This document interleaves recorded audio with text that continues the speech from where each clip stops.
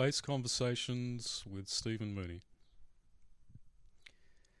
Today I'm going to be talking about how I got started with bass playing, and a little bit later in the podcast I'm going to be talking about things like organising practice time and doing some goal setting and how to get around or get over hitting the wall.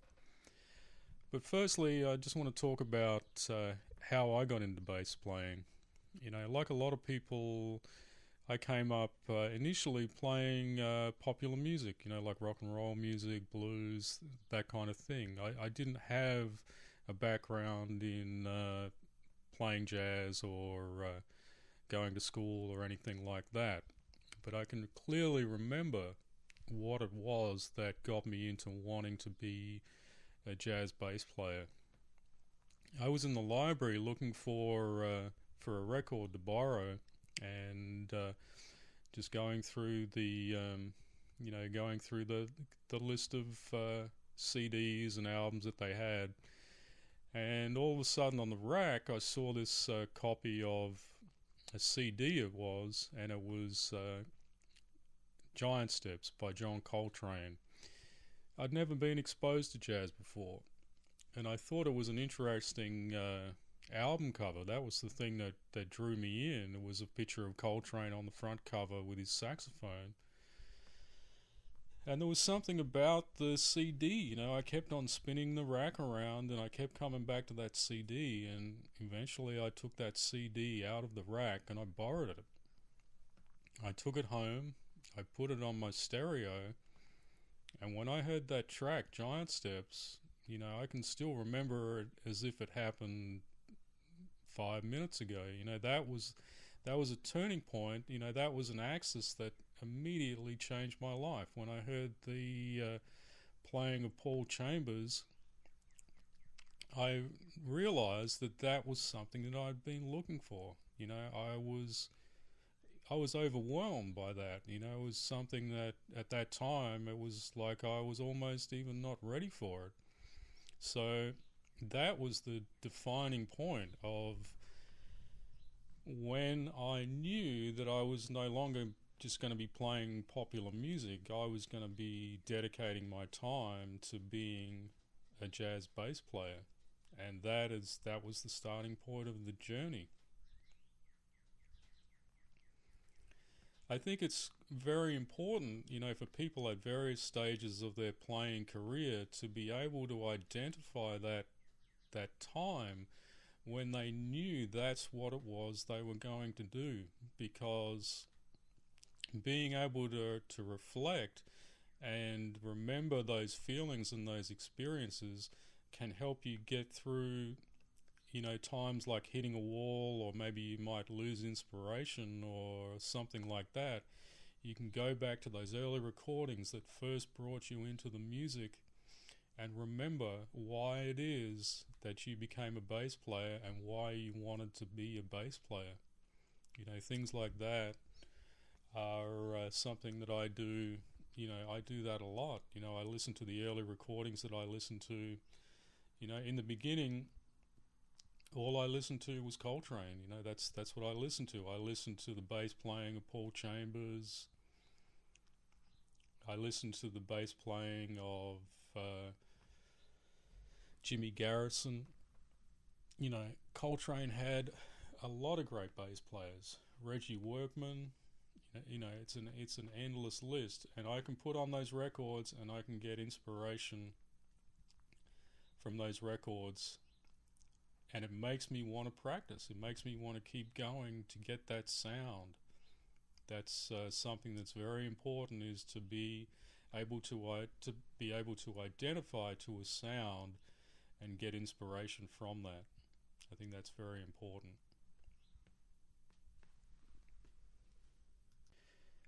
I'm also going to be including some links and some downloads from my website related to the podcast, and it will be outlining some things that you may be able to use as practice materials and things like that. So for those of you that are interested, you can check out my website, constructingwalkingjazzbasslines.com. I'll have a link to it in the notes for the podcast. Thanks.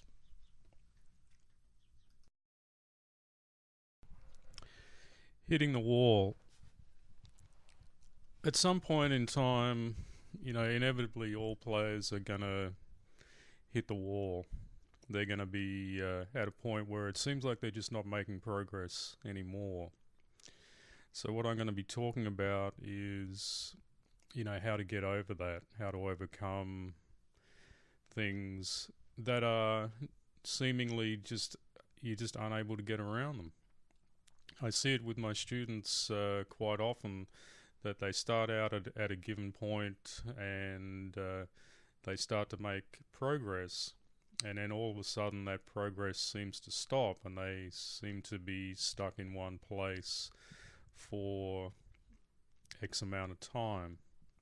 Now, there's various ways to get around that, but one thing that I do when I hit a wall and I stop making progress is I try to remember what it is that brought me back into wanting to be a bass player, and in my case, a jazz bass player. I go back and I revisit some of the early recordings that I listened to that inspired me to want to be a bass player in the first place. And as a result of doing something like that, you can rekindle that initial interest and get inspiration to keep going. I mean, playing any instrument and getting to a professional level is a lot of work. It takes a lot of dedication and a lot of hard work to get there. Another thing that I do and I recommend to my students is I make lists for myself and I set goals. I set small goals that can be accomplished, as it's basically building confidence and building character by lining up a small series of goals and checking them off a list. So let's think about setting up a checklist. For people that are listening, obviously there's going to be a wide range of skill level. So what you have to do is you have to think about your current level, what it is you can do at the moment, and what it is that you would either like to do or what it is that's holding you back from making progress. And what I do is I set up 2 checklists. First of all, I would write down all the things that I feel that I'm comfortable with at the moment. So I would write them down depending on how long you've been playing and your experiences. That list might start out with 3 or 4 things. For some of us, maybe that list might take up a page. It just depends on your current skill level. On the second page, what you want to do is write down the things that it is that you're struggling with or that you're trying to achieve. And one of the things about making progress is you've got to set yourself realistic goals. Things that are attainable to you in your current situation. I mean, if you're somebody that has 10 hours a week to practice, the sort of things that you can accomplish is probably going to be a little bit less than somebody that is practicing 8 hours a day, 7 days a week. So you have to think about attainable goals. If you set something that is too far out, what's going to happen is if you don't reach it, it tends to have a negative effect. So it's better to make a series of small goals and work on those small goals one by one. What I would also suggest is making some short-term goals and some long-term goals. By a long-term goal, I'm talking about a 6 to a 12-month period versus a short-term goal of, say, 1 to 2 weeks. So you would divide your time and divide your checklist into some short-term goals and some long-term goals. So some short-term goals might be, for example, I want to learn to play rhythm changes in B flat without the sheet music. So for a beginning player, that is a challenge. It's not something that you can get down in half an hour. You would have to look at the tune, and what I suggest is always to analyze the tune and know what it is you're doing. Because if you know what the chord sequence is and you can think about the chord sequence in your head, then you're able to play it. But if you're just relying on looking at sheet music and reading the chord changes, you're not really learning on the same level as being able to play the tune without the music. So it's very important to learn the form of the tune. How is the tune put together? So for example, rhythm changes is an AABA form, and each section is 8 bars, so it's a 32 bar form. So that's something that I would be looking at, for setting a short-term goal, is learn the form, and by the time I set myself, which is maybe 1 or 2 weeks, I want to be able to play rhythm changes in B flat without the sheet music. That's an example of a short-term goal. An example of a longer-term goal would be to then take that rhythm changes that you're now able to play in B flat without the sheet music and move that through the keys. So for somebody that's just starting out, maybe a 6-month goal would be, okay, let's get that in four or 5 keys. So you're going to be able to play from memory the tune in 4 or 5 keys. For somebody that's a little bit more experienced, the 6-month goal may be to play rhythm changes in 12 keys at various tempos. So that would be an example of setting some goals and working through your list. Now, another thing that I would suggest, when you hit a wall, is thinking about various topics that may be able to give you some inspiration to get over whatever it is that is holding you back. So maybe you would like to listen to some music that you wouldn't necessarily listen to. Another aspect that you should be thinking about when you're hitting a wall is you have to be susceptible to change. Some people kind of get stuck and they don't want to really listen to any suggestions that people may give them. So, it's very important to listen to what other people might be telling you, like a bandmate or a teacher or something like that. Even if you don't agree with what they're saying, it's important to be able to listen to what they're saying and to consider it. It's very important. You have to be susceptible to change. And the other thing is you have to be honest about yourself. That could be one of the things why you're not making any progress, is because you're not really being honest. One thing that I like to do, and I suggest to my students, is to practice in front of a mirror.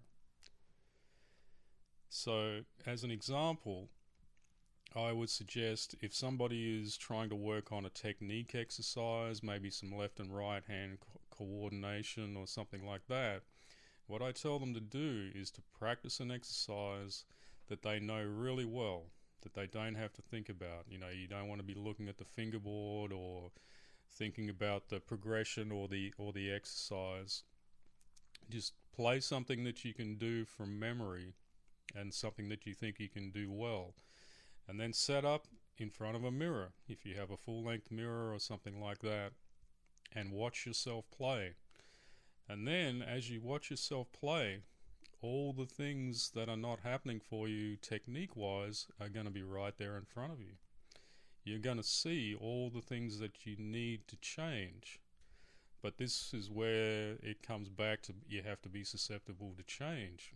If you isolate some problems that you're having, You then have to go and work on those problems. If you see those problems and you just turn your head away and you don't address those problems, then you're not going to make the progress that you're looking for.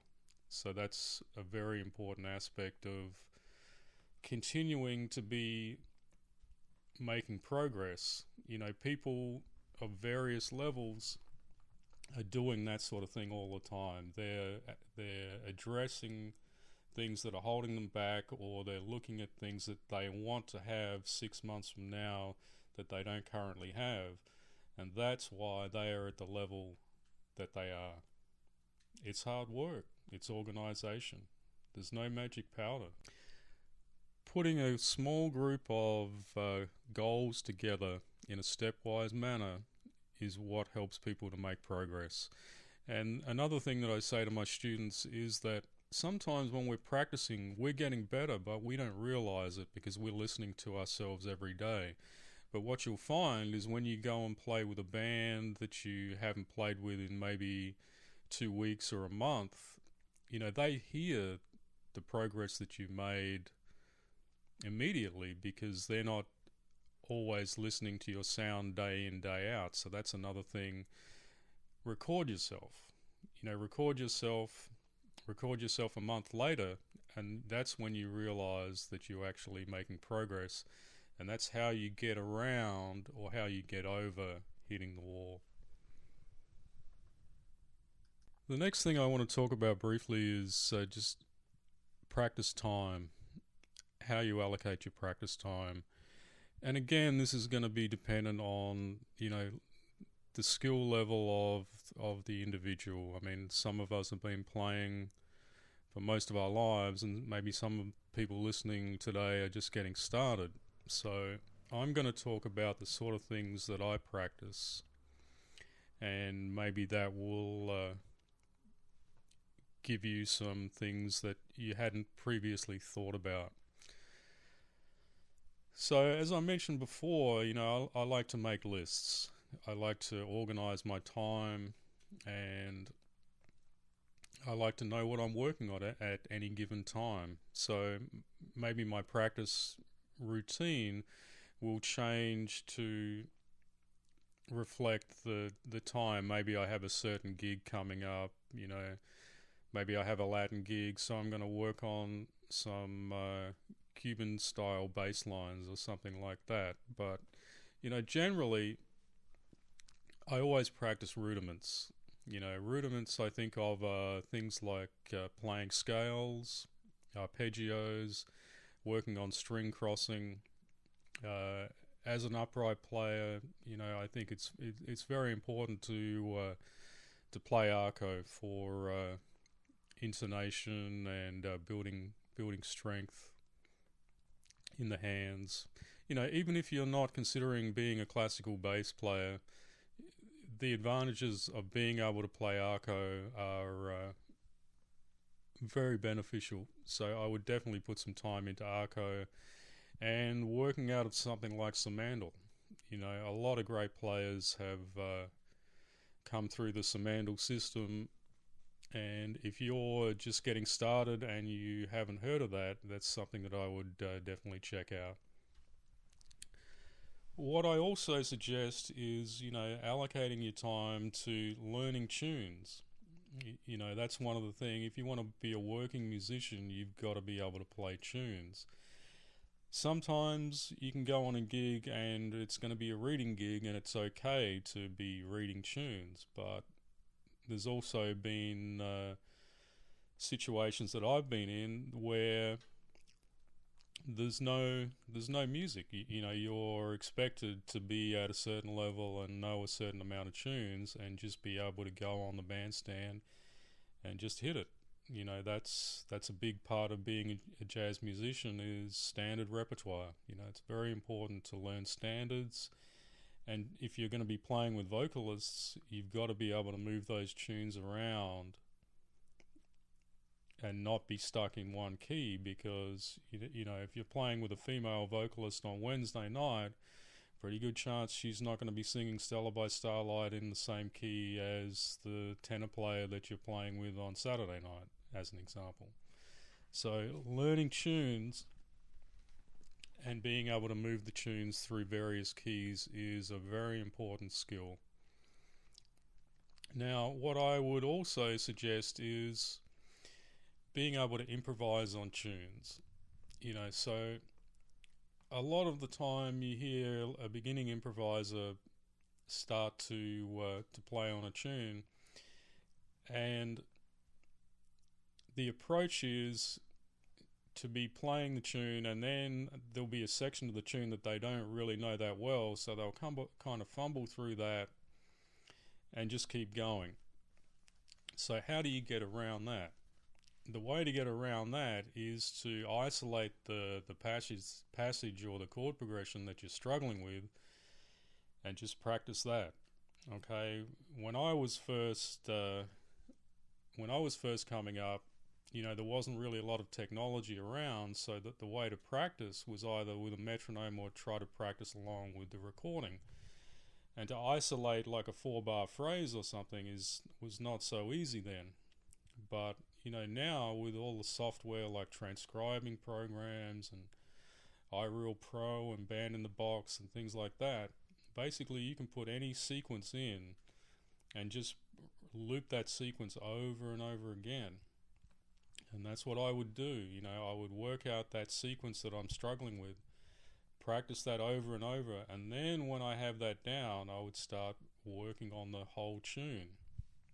That's the way to really make progress on the tune, because if you keep going back to the start of the tune, fumbling through the part that you can't play and just keep looping that over and over, you're really not going to be making any progress.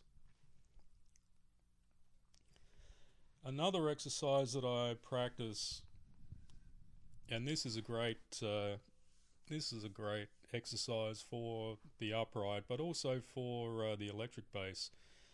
What I do is I set up a drone or a pedal on an open string, and then I play various exercises on the strings. Like for example, I might play a drone or a pedal on the open D string and then play various scales down the G string and then move that across. So I might play a pedal on the open A and then play chromatic scales down the D string or the G string. And what that does is it gets you to hear notes against a given note, against a given pedal. So what you're doing is you're working on two things at once. You're working on a technical exercise between coordination between the left and the right hand, as well as working on ear training, because you're getting to hear the relationship of set notes against a given note, whether that be a D or an A or whatever sort of pedal you use. Again, going back to technology, now there's various programs that will give you a pedal or a drone note on any pitch, and so you can practice these exercises against any pitch. So to take that exercise further, what you can do is you can say, okay, against this note I'm gonna play like an F Lydian scale starting on F. I'm going to improvise on that mode, and I'm going to resolve it to any given chord change. Maybe I'm going to set it up the first time, I'm going to resolve to C major or something like that. So you're doing that as a pedal, and what you want to do is you want to be singing the line that you're trying to play in your head. Okay, so you're singing the line in your head or out loud, and you're trying to get those notes on the bass at the same time. Quite often, for somebody that's first starting out on this exercise, maybe you can't duplicate exactly what you're hearing on your head onto the bass, but over a period of time, what will happen is you will actually become much more competent at that, and you will be able to play what it is that you're hearing more and more accurately. And that's a very important exercise. And speaking to a lot of people, that is a very common exercise that people are playing at the moment. People of all skill levels are doing those sort of exercises. Another thing that I would practice is getting some piano down. You know, the piano is very important, and what I would suggest is, you know, even if you just have a small keyboard, you know, you don't need a piano in your house or anything like that, but, you know, just get some simple voicings together of some 2-5 progressions. You know, you want to be able to just play a 2-5 in major, so C minor 7, F7 to B flat. So that would be what you would play, and you would play that through the 12 keys, and that would be considered to be a major 2-5. So maybe you'd want to practice that for a while to get that down, and then the next step would be to practice a 2-5-1 in minor. Okay, and I have some of these exercises actually on my website, and I'm going to be putting some links on my website to some of the things that I've talked about in the podcast and in the upcoming podcasts. So for anybody that's interested in checking these things out a little bit more closely, you can go to the website. It's constructingwalkingjazzbasslines.com, and there'll be a link to it in the podcast notes. So just to recap on some of the things that I've talked about today, you know, we've talked about allocating practice time. We've talked about hitting the wall and how to get around that. Set things like setting goals, being susceptible to change, being honest with yourself, and really trying to isolate what it is that's holding you back and working on those things to get you to the next level. Thanks for tuning in. See you next time.